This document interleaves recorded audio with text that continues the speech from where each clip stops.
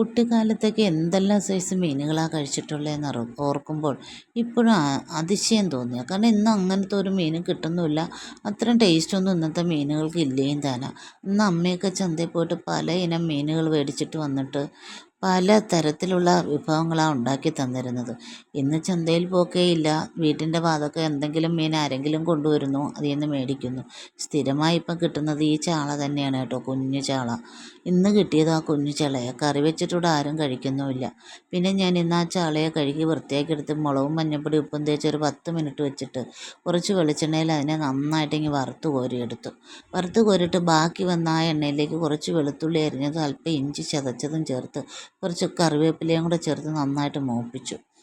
അത് നന്നായിട്ട് മൂത്ത് വന്നപ്പോഴത്തേക്കും ഞാൻ അതിലേക്ക് മസാലയായിട്ട് മഞ്ഞൾപ്പൊടിയും മുളക് പൊടിയും അല്പം ഉലുവാപ്പൊടിയും കായപ്പൊടിയും കൂടി ചേർത്ത് നന്നായിട്ട് മൂപ്പിച്ചെടുത്തു. ആ പൊടികളുടെ എല്ലാം പച്ച മണം മാറി വന്നപ്പോഴത്തേക്ക് ഞാൻ അതിലേക്ക് കുറച്ച് പുളി കുതിർത്തിട്ട് അത് പിഴിഞ്ഞതിൻ്റെ ചാറൊഴിച്ചു.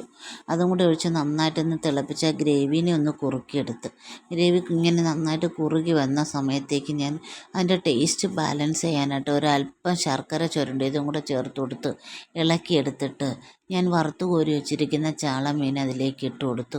ഒന്ന് നന്നായിട്ട് ഇളക്കി 1 മിനിറ്റ് ഒന്ന് തിളയ്ക്കാൻ, അതിൻ്റെ ടേസ്റ്റ് എല്ലാം കൂടെ ഒന്ന് പിടിച്ചു വരാനായിട്ട് അതേപോലെ അടുപ്പിൽ 1 മിനിറ്റ് കൂടെ ഒന്ന് ചൂടാക്കിയിട്ട് ഫ്ലെയിം ഓഫാക്കി എടുത്തപ്പോഴത്തേ ചാള കൊണ്ട് അച്ചാർ പോലെ പുതിയ ഐറ്റം റെഡിയായി.